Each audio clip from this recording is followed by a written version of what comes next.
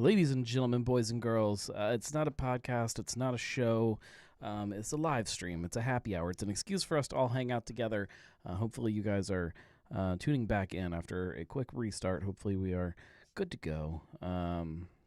Obviously, this is going to be a short show because of Monday Night Football, assuming Monday Night Football is still happening here. I was listening before I kicked the show off, but now I can just see. I can't actually hear what anybody is saying, so I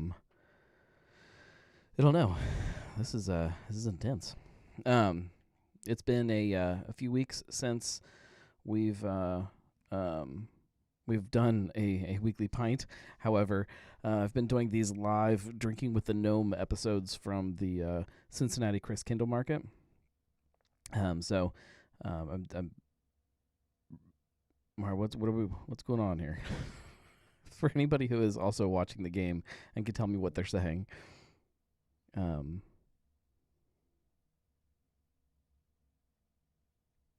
don't know if I should turn the sound on or not. If that's gonna.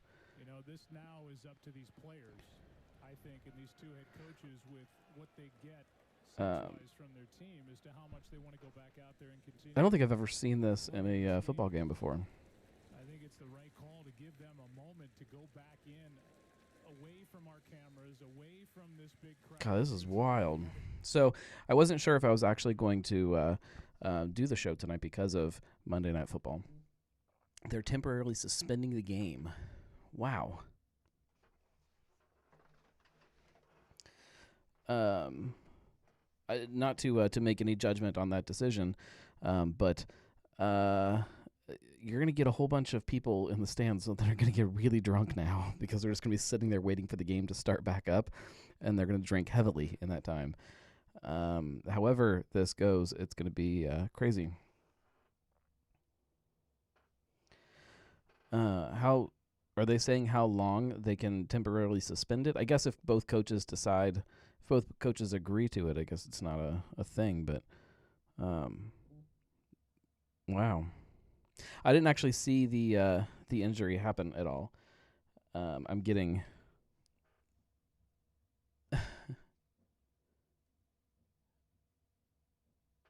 Julia said not to on Twitter. I didn't check. You say like they didn't enter the stadium drunk. Yeah, well, this is wild. Phone lines are not on tonight because I'm watching the game on my phone. Maybe I'll turn them on. And I'm also getting texts now from everybody. So if you hear the buzzing from my phone on the desk, that's why. I'm sorry. You can always jump in on the chat, as you guys obviously know.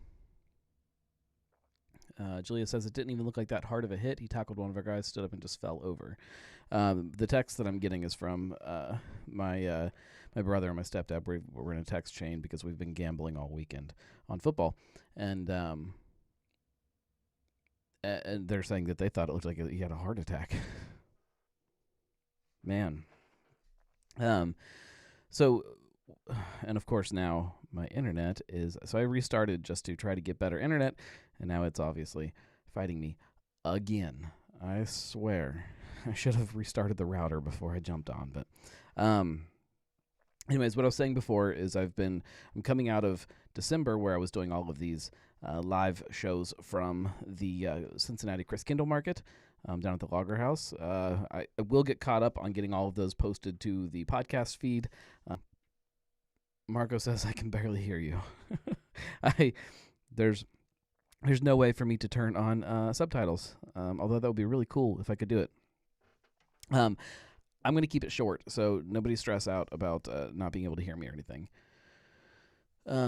Julia says, fun distraction. The live shows were so much fun. I had a blast doing them. It was chaotic. It was stressful sometimes, but I did have a good time doing that. So there will be more kind of Drinking with the Gnome live events. Not that many in a month. Maybe again for Christmas, or for December. But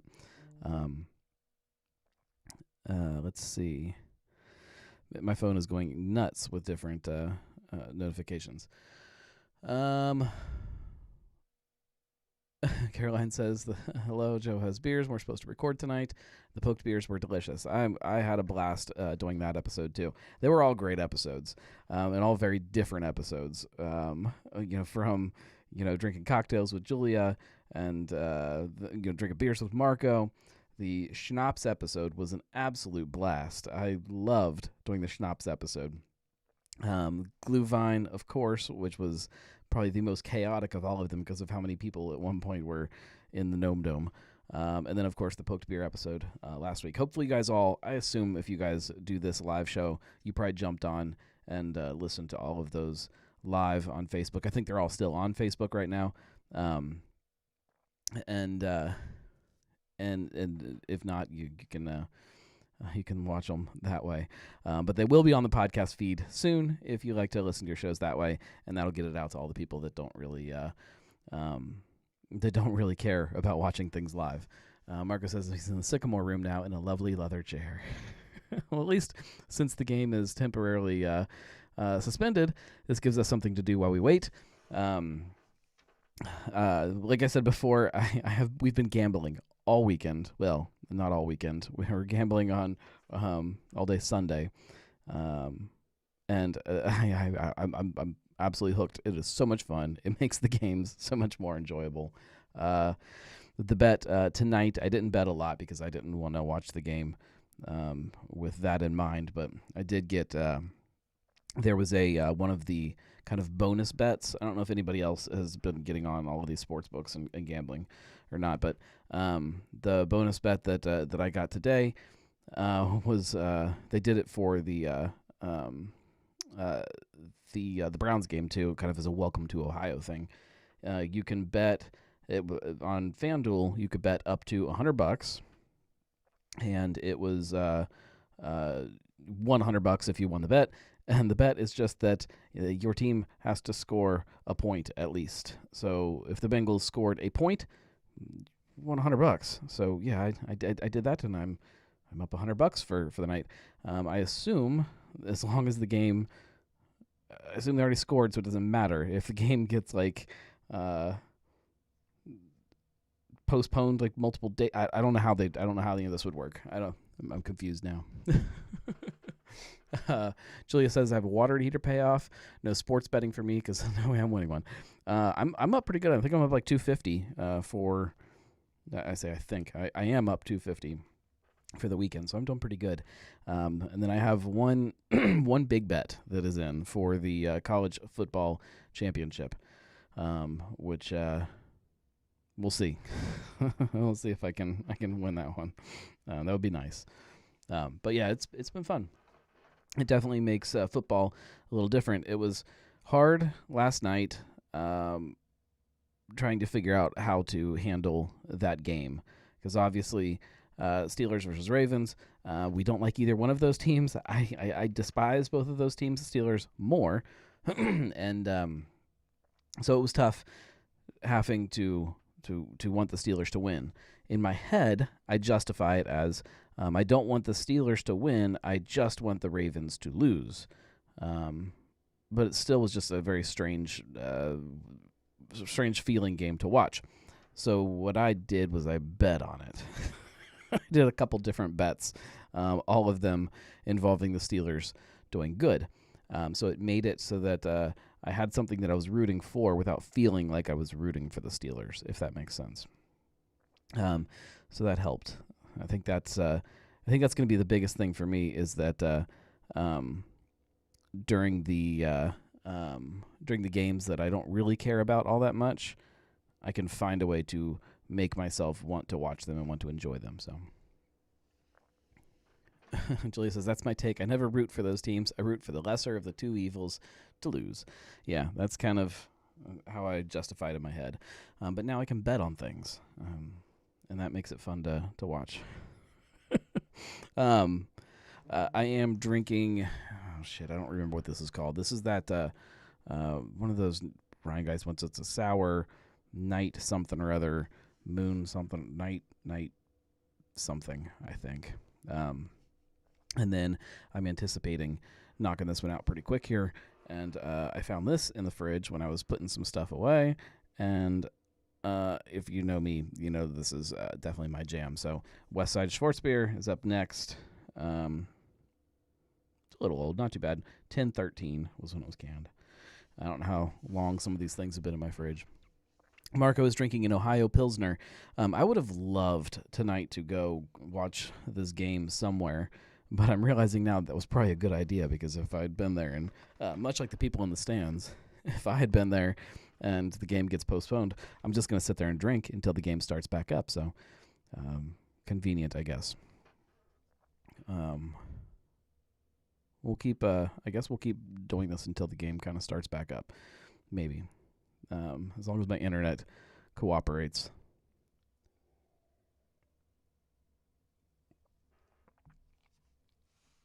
Let's talk about my chaos, because I know a lot of people have been asking me. And wait here.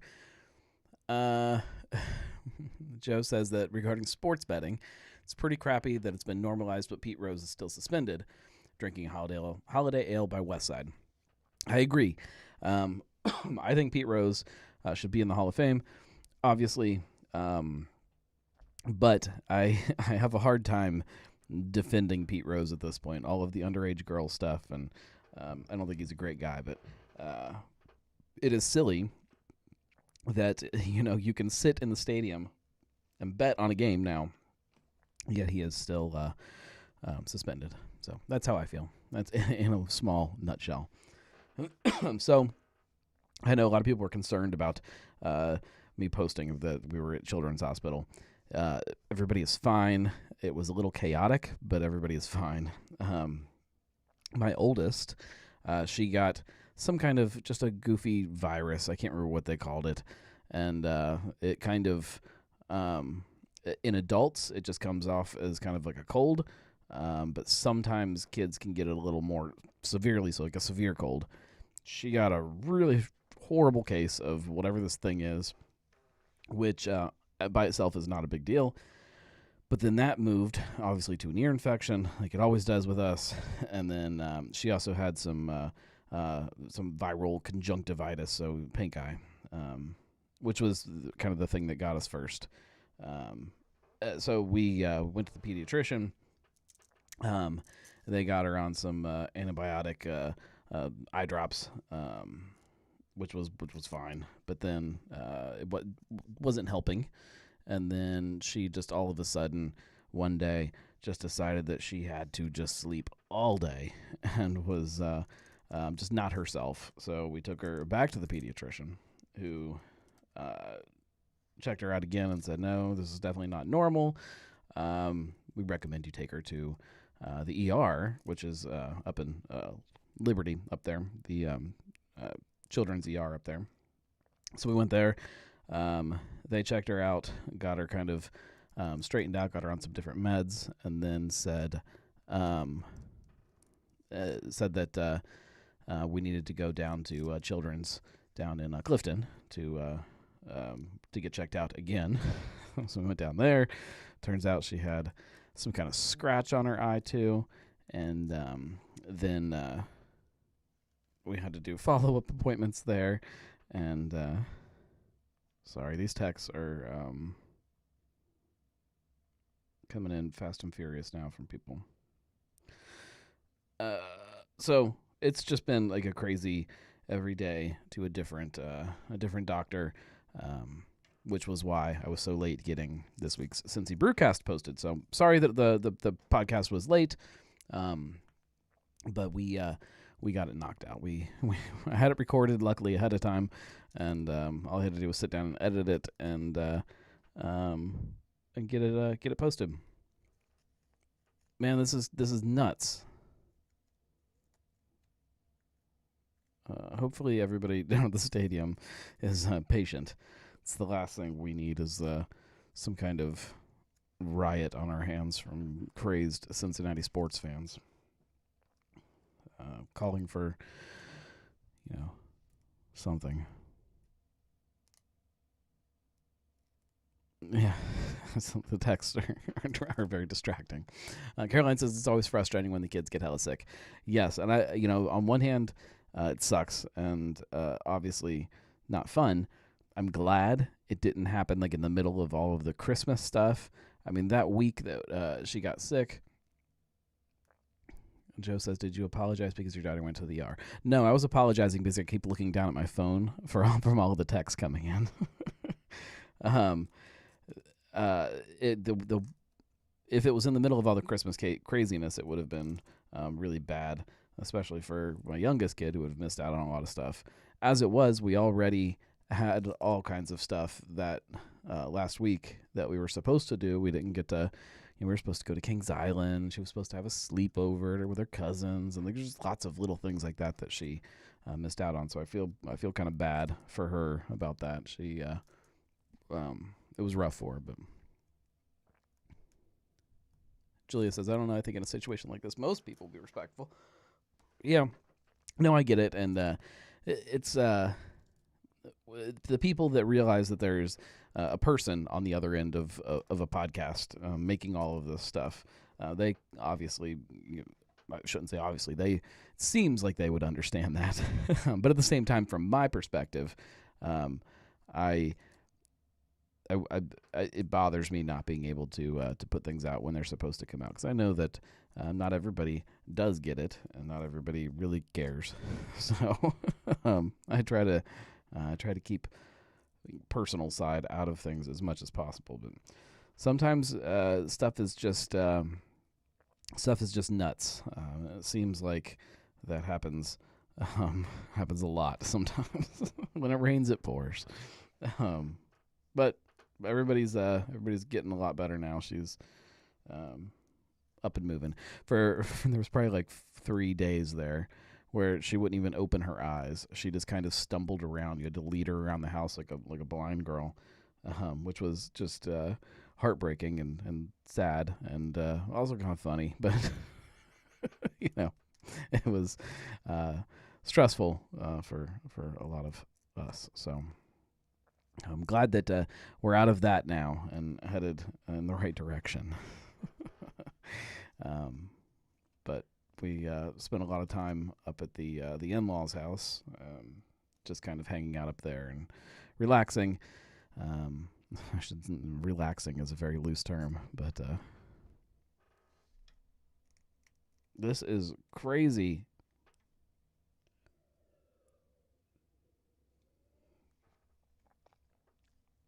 I feel like I should not pour this Schwarzbier in this glass. Are we back out on the field, or no? This is a replay.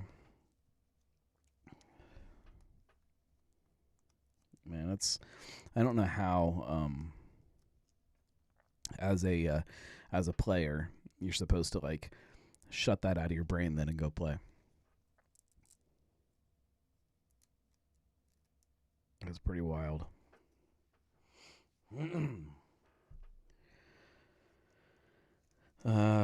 Seeing something. Is that another replay?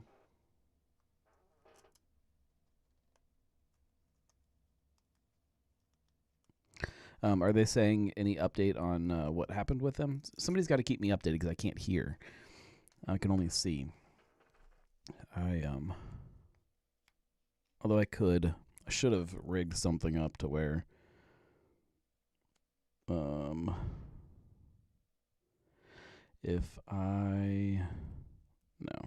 trying to think of a way that I could set it up to where I could easily just set it up so the sound is coming in on that channel just into my headphones.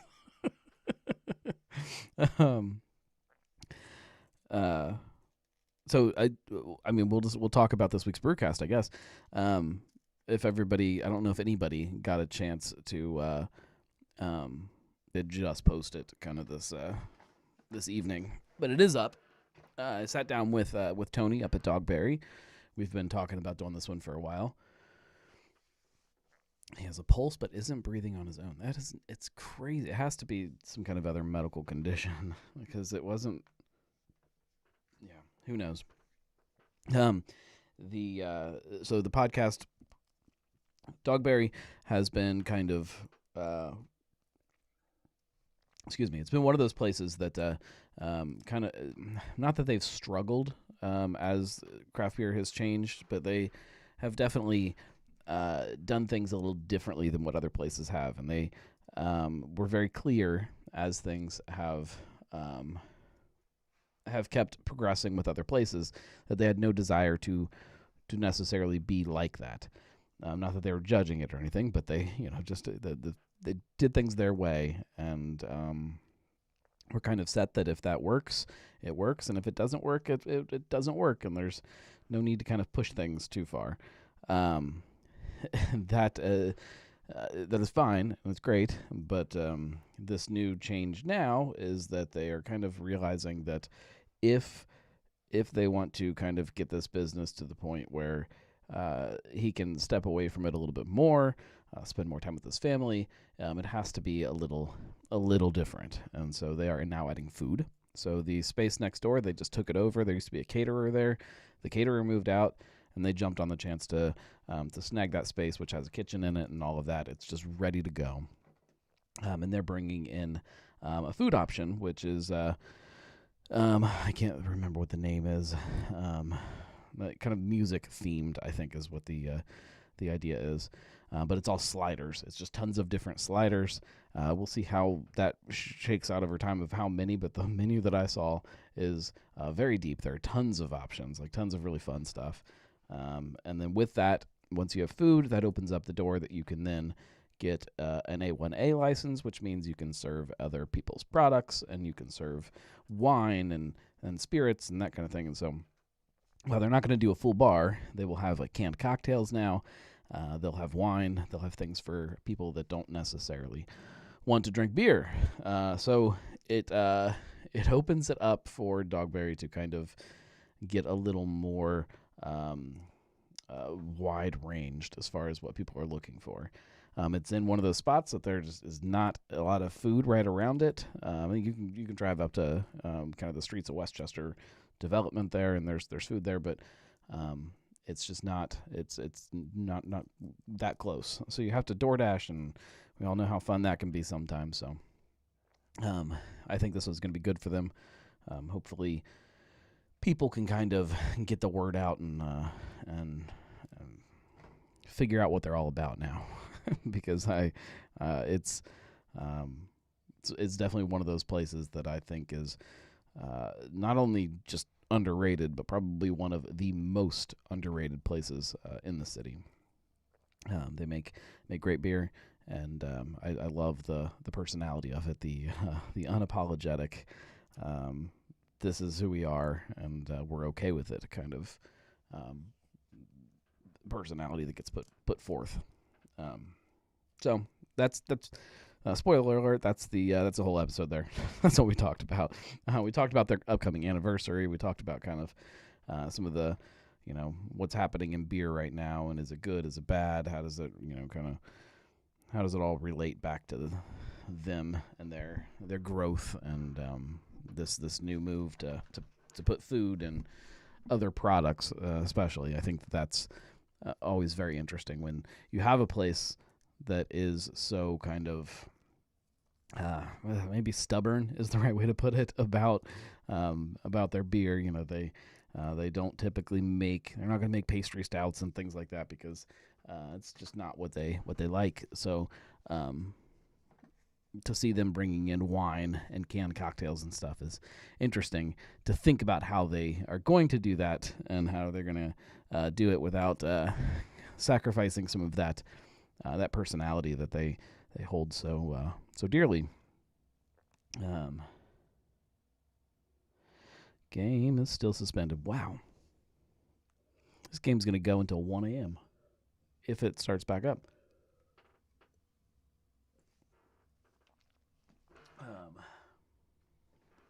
I'm going to grab another beer glass so I don't have to drink a Schwartz beer out of a fruity glass.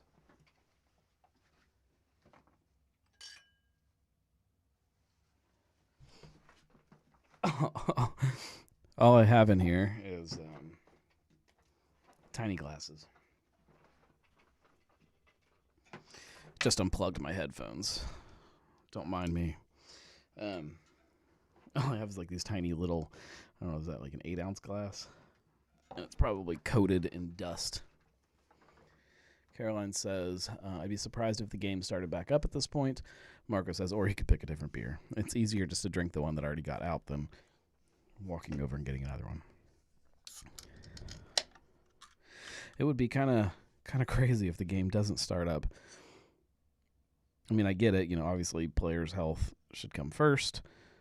But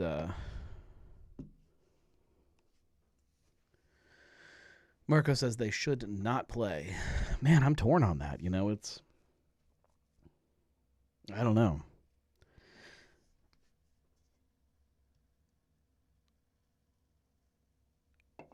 That's you've got 40-something thousand people. Now, how many people does Paul Brown hold? Sorry, Paycor Stadium, all sitting there waiting for this. Now, I don't know. If it was something that was dangerous to everybody else on the field, I would say, yeah, you shouldn't play. But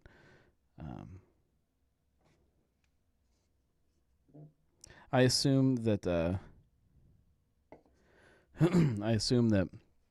this all kind of comes down to an agreement between the teams, though. Like if the Bengals were to say, no, we want to play, we have to play.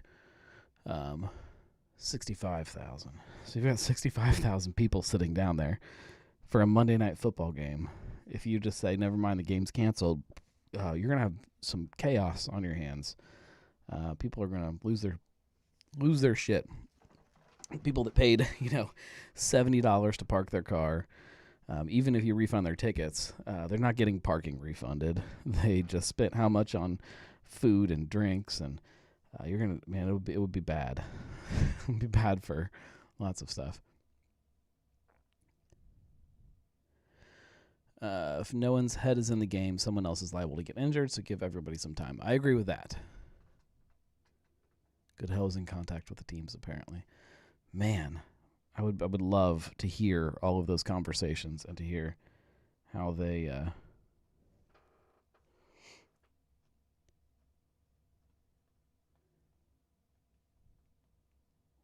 this is wild. Well, I'm not just going to sit here and podcast all night, assuming the game's going to eventually start back up. Especially since my internet is just miserable today. I've been having so many internet issues. I am this close to switching away from Spectrum. Unless they get a solid, he's stable report, no one's head is going to be in the game. I agree with that. Josh says to change the conversation, Julia and I went to High Grain, and it was great. I love that. What'd you guys eat? What'd you guys drink? Fill us in. Marco says there's a first time for everything. Postpone the game. It's so complicated though, because especially this close at the end of the season, like it's hard to just postpone a Monday Night Football game. Like play it on Wednesday or something. If people's head aren't in the game today, it's not going to be on Wednesday. And then at that point, now you're hitting Thursday night, which is where I assume there's a Thursday night game this week, maybe not. And then we're at the end of the season. Like it doesn't. There's a. And again, it's not any kind of insensitivity towards the player that's hurt and his family or anything like that. I get that, but. There's a lot of moving parts. Julia says, breakfast Sammy's. I had the sausage, egg, and cheese biscuit, slow pour pills, Belgian quads, blackberry New England IPA, and Titan West Coast. Titan West Coast. Caroline says, we've enjoyed the times we've gone. Delicious food paired with good beer. I love, and this kind of goes back to that Dogberry conversation. I love the... I love places that have great food with great beer. I love that so much. Joe says the logistics may be tricky, but the players' well-being is more important. It should be up to the players, though. I agree that it should be up to the players. Players' well-being is important. The question is that it's when you start talking about mental well-being. Is the players that are still playing, is their mental well-being now any different than when anybody gets injured, serious injuries? There's been some horrible injuries in football, and the players are carted off, and you don't know how they are until after the game. Is this any different than that from their perspective? And I don't know the answer to that because I don't really know what's happening. So, all right, let me dive into this.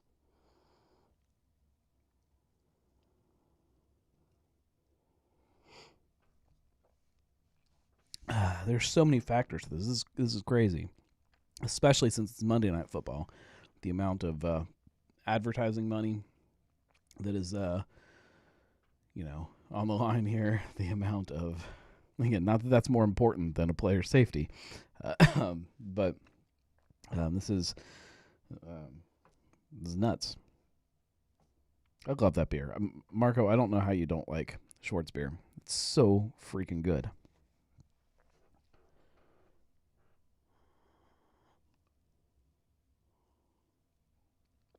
There is like a like a nice, a little bit of a fruity note in the background. Oh, such a good beer. Marco says you're gambling on this game. I'm gambling on the game, but my bet is already done. I already won. I already won my money. If I placed a different bet where it was like, the point spread or something like that, I could see even that. Like, how does that work? I don't know. My aside from obviously the health and safety of players, my biggest concern right now is what happens with all of these people in that stadium. 65,000 people who are now, if the game gets canceled, are either pissed off or causing trouble. Julia says this is an unprecedented situation. Sportsbooks are probably panicking. Yeah, especially since it's a Cincinnati team. It's an Ohio sport, and there's been gambling in Ohio for in sports gambling for all of 2 days. Yeah, I imagine there's a lot of chaos right now from a lot of people. And again, not to sound callous, because there obviously is a person that's injured, but there's a lot of other moving parts here that, yeah. Joe says that I'm not worried about the crowd. They seem calm and understanding. They're calm and understanding right now, but you've seen some of the sports fans and how they get. You couple that with somebody who just likely spent a ton of money to be there, and a big chunk of that money will not be refunded if this game gets canceled or postponed. They're going to be pissed. Like, you're going to have a whole bunch of pissed people. And then you then open up the doors and just kind of dump them out into the banks. And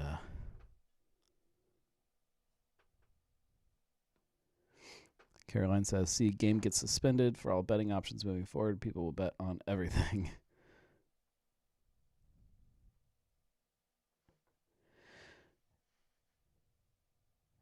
Yeah. Player gets carted off the field in an ambulance. How many, what's the line on that? I tell you what, guys, since I'm just sitting here kind of rambling about a football game, I'm going to start wrapping it up. But Caroline says, I'm sure concessions and beer sales are through the roof so far. I'm sure they are. I'm sure that's all people are doing right now, is just sitting around and drinking. Which, again, kind of goes back into that factor that, man, this could go a few different ways. Well, I'm going to go plop myself on the couch, drink a few beers, and relax and see what happens with this game. So we'll be back. We'll be back next week. If you haven't listened to it, make sure you listen to this week's episode of Cincy Brewcast. It is a really fun one. And stay tuned for Drinking with the Gnome episodes. All of those winter episodes will pop up in your podcast feed hopefully soon. Within the next couple weeks is what I'm shooting for. But I have to sit down and record like intros and outros and things like that for them. So thanks for hanging out with me, guys. Sorry that the internet is not awesome. And I'll get all this fixed one of these days. Everybody have a good night. Prost.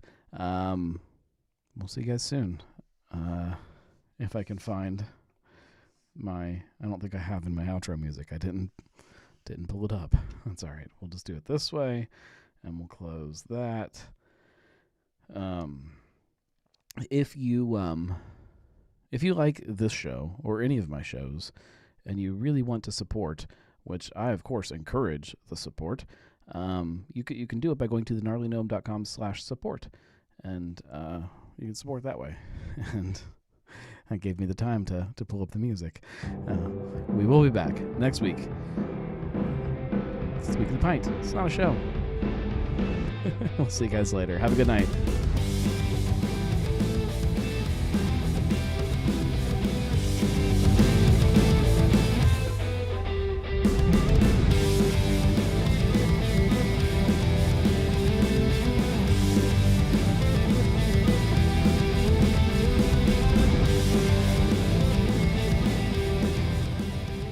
Can I gamble on like commercials during the game or during the suspended game? Is that possible? I'm gonna go try to gamble on commercials.